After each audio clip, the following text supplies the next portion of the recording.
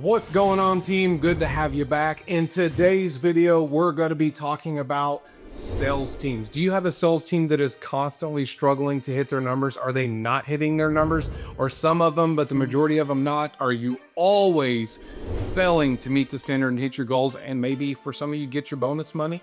Then this video is for you. So there's going to be three things that we're going to go over, three things you need to implement right now, today, in this moment.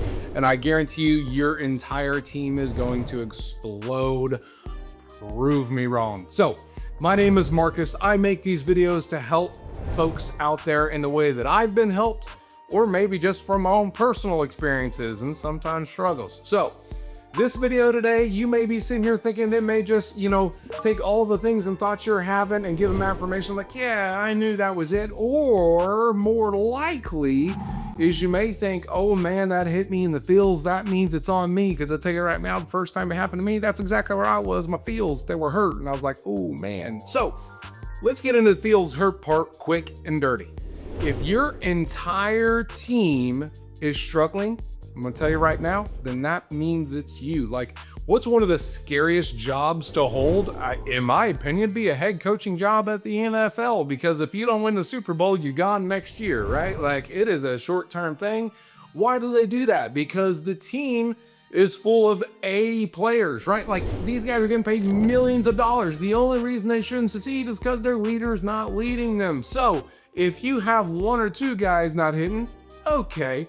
But if you got a whole team of fellas and fellettes not hitting it, then guess what? That's on you. But the good news is, whichever way it is, we can fix it today. Let's get into those three things. So get your notepad out, whether it's on your phone, whether it's on a notepad, if you're old school like me. Let's start taking them. Number one, and this one is huge, and that is going to be, do they know their goals? And what I mean by that is, have you just made up a goal in your head and you're like, I want to hit these things? Maybe it's because that's when you get your bonus money, who knows, whatever. But if your team doesn't know the goal, step one, there's your problem, or one of the problems, because there's two other things we're gonna go over, right? So number one, do they know the goal? Now there's two little breakdowns of this goal. Number one, they need to know the team goal. Whole team needs to know what we're achieving. Again, we're gonna go back to NFL because the season's about here, right? If you ask any NFL player, what's the goal? Win the Super Bowl, right? Pretty self-explanatory. And of course, there's things you gotta do to get there, right? So does your team know the team goal? In addition to that, do the individual players know their goal? Do they know what they need to hit and when to achieve? Now, aside from just hitting it, I'm going to give you a little caveat bonus program for you, okay? You need to relate to them what hitting these goals will do for them. And in the coaching that I do with other business and business owners and leaders, something that I hear a lot of times is, well, yeah, they know the goal. Do they know what, if they hit the goal, like what it does for them? Or do they just think, oh, cool, so now my boss hits his bonus or gets his new sports car or whatever? They need to know what hitting the goal does for them. Meaning, hey, if you hit this goal, this is what will happen for you, or we can grow our team. You know, you're always sitting in a cubicle on your own. Well, now we have another person sitting in a cubicle next to you, so you can have conversation, have lunches together, whatever the case may be. Or hey, we can grow and go to the next thing, and you can be the next manager. Whatever. What are the goals? How does it relate to them? It needs to matter to them, not just some arbitrary goal that, hey, here's a goal, I want you to hit it. They need to have context where, like, every player in the NFL knows why they want to get to Super Bowl, right? Pretty simple. Number two that you need to go over is, do they know what good looks like? Because you may be thinking, here's something I want you to know. If you're in a leadership position, that means you're a player, at least hopefully that's what it means. So you instinctively, whether you realize it or not, you have a different criteria of what's good over the average individual. If you just leave them out to their own devices, I promise you what they think is good is probably not the same thing that you think is good. So they need to know what good looks like. Now, what's the third? We're going to be talking about the expectation. Now, before you set expectations with the team, before you discuss with them, there's something you need to know about doing it yourself. Whatever your processes are, whatever your minimum standards are, just by them doing the work. Like, if you walk left, right, you will, be further than you were before you started making those steps. If they can't simply achieve these minimum standards and hit the minimum expectations, then you need to change what your standards are and your processes, okay? But let's say, you know what, I've done the math, we've done the math, I know if they do X, Y, and Z, they will achieve Super Bowl victory.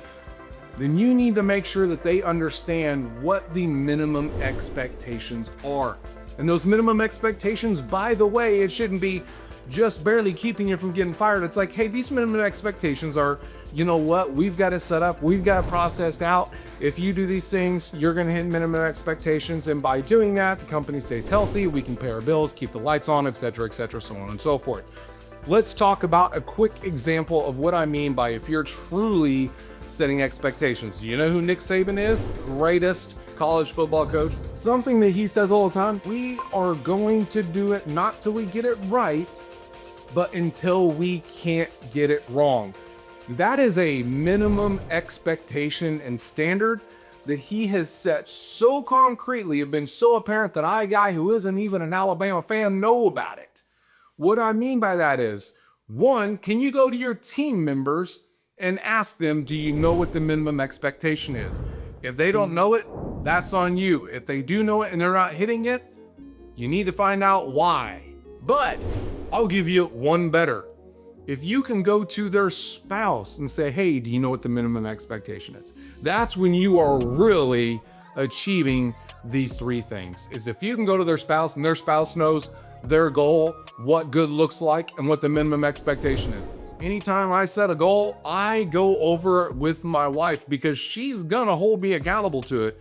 I promise you that, because if I don't hit my goals, I get pouty, and she doesn't like me pouty. So, how much are you talking about these three things daily? So, as a leader, your job is to serve. What do I mean by that? If you're going in on a daily basis thinking about what do I need to do or how such gonna do the wrong thing today, you are going in about it wrong. You need to be going in with a servitude mentality. What can I do to help them? Because guess what? If you are serving them and making it about them and making sure that they succeed and that they are happy, guess what? You're gonna win as well. They can't possibly all win and you not win. They're your team, right?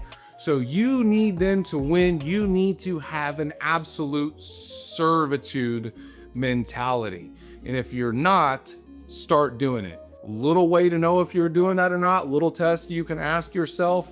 Can you go up to each and every single one of your team members and tell me something that has happened in their life in the last 5 days? And I'm talking personal, not at work. If you don't, you're not serving. I'm telling you that right now. Jesus came to serve. You want to talk about the greatest leader that ever lived? That's him. What did he do? Serve. He came to serve. So if you're not out there, you're not out serving, no matter how good you do those three, you're kind of wasting your time. So I hope this video has been helpful. If it has been helpful, pass it on to a fellow or a fellette. Or if you're sitting there thinking, you know what? I'd kind of like to see what some of this one-on-one looks like. I'd like him to come into our business and kind of, range things around a little bit. Give me a holler. Links in the bottom. We can have a conversation. So have a great day. We will see you guys on the next one.